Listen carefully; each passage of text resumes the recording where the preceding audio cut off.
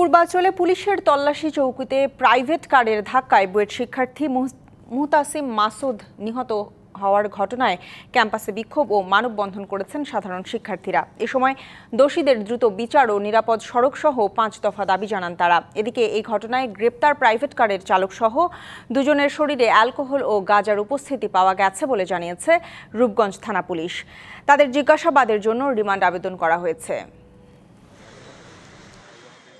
বৃহস্পতিবার রাত ৩টার দিকে পূর্বাচল ৩০০ ফিটের নীলা মার্কেট এলাকায় পুলিশের তল্লাশি চৌকিতে একটি প্রাইভেট কার সজোরে ধাক্কা দেয়। এ সময় সেখানে দাঁড়ানো মোটরসাইকেল আরোহী বুয়েটের ৩ শিক্ষার্থী গুরুতর আহত হন। তাদের মধ্যে সিএসই বিভাগের ২য় বর্ষের ছাত্র মুহতাসিম মাসুদ ঘটনাস্থলেই মারা যান। তার ২ সহপাঠী মেহেদী হাসান খান ও অমিত শাহকে দ্রুত হাসপাতালে ভর্তি করা হয়।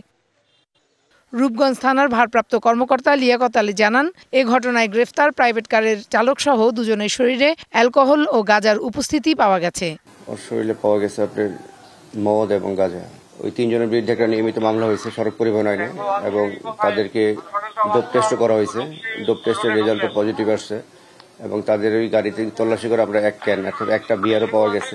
এই 2টা মিলে তাদের বিরুদ্ধে আরেকটা নিয়মিত মামলার প্রস্তুতি চলতেছে, সেটা পুলিশ বাদী হয়ে মামলা করবে। ওই ৩ জনকে আসামি করে করা হবে। প্রাইভেট কারের চালক মুবিন আল মামুন সাবেক একজন সেনা কর্মকর্তার ছেলে। এই ঘটনার পর থেকে সোচ্চার বুয়েটের শিক্ষার্থীরা। শনিবারেও বুয়েট শহীদ মিনারের সামনে শিক্ষার্থীরা অবস্থান কর্মসূচি পালন করে। পরে সংবাদ সম্মেলন করে তারা। জানায়, হত্যাকাণ্ডের বিচার ছাড়াও আহতদের চিকিৎসার ব্যয় বহন, নিহত মাসুদের পরিবারকে ক্ষতিপূরণ দিতে হবে বিবাদী পক্ষকে। পেছন থেকে একটি প্রাইভেট কার বেপরোয়া গতিতে এসে স্থির অবস্থায় থাকা মোটরসাইকেল সহ ৩ জনকে আঘাত করে। এর ফলে তারা ৩ জন সড়কের বিভিন্ন জায়গায় ছিটকে পড়ে। এটি কোনো দুর্ঘটনা নয়, বরং চালক নেশাগ্রস্ত অবস্থায় বেপরোয়াভাবে গাড়ি চালিয়ে আমাদের একজন সহপাঠীকে নির্মমভাবে হত্যা করে এবং 2 জনকে গুরুতর আহত করে। আমরা এই হত্যাকাণ্ডের দৃষ্টান্তমূলক শাস্তি দাবি করছি। সড়কের নিরাপত্তা নিশ্চিত ও তদন্তে বাধা প্রদানের চেষ্টা করলে তার বিরুদ্ধে আইনগত ব্যবস্থার দাবিও তাদের। Farhana Juthi, DBC news, Dhaka.